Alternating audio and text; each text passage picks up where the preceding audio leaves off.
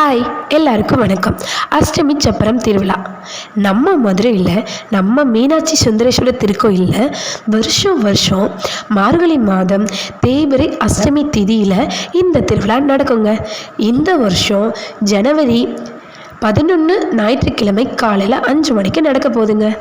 இந்த திருவிழா ஏன் எதுக்கு நடக்குது அப்படின்னா, உலகத்தில் இருக்க அத்தனை ஜீவராசிக்கும் சிவபெருமான் உணவு படி அளக்கிற விதமாக இந்த திருவிழா கொண்டாடப்படுதுங்க. இந்த திருவிழாவில் என்ன சிறப்பு அம்சம் அப்படின்னா, இந்த அஷ்டமி சப்பரத்தை மீனாட்சி அம்மன் தேரை பெண்கள் மட்டும்தாங்க இழுப்பாங்க. இந்த திருவிழாவில் சிவனடிகளார் அரிசியை தூவிட்டு வருவாங்க. பக்தர்கள் அந்த அரிசியில் 1-2 எடுத்து அவங்க வீட்டு சமையலில் சேர்த்து சமைச்சு சாப்பிட்டா எல்லா செல்வங்களும் கிடைக்கும்னு ஒரு ஐதீகங்க. இந்த சப்பரம் சிவகங்கை சமஸ்தானம் கொடுத்ததுங்க. இந்த வருஷம் திருவிழாவில் கலந்துக்கிற முடியாதவங்க கவலைப்படாதீங்க.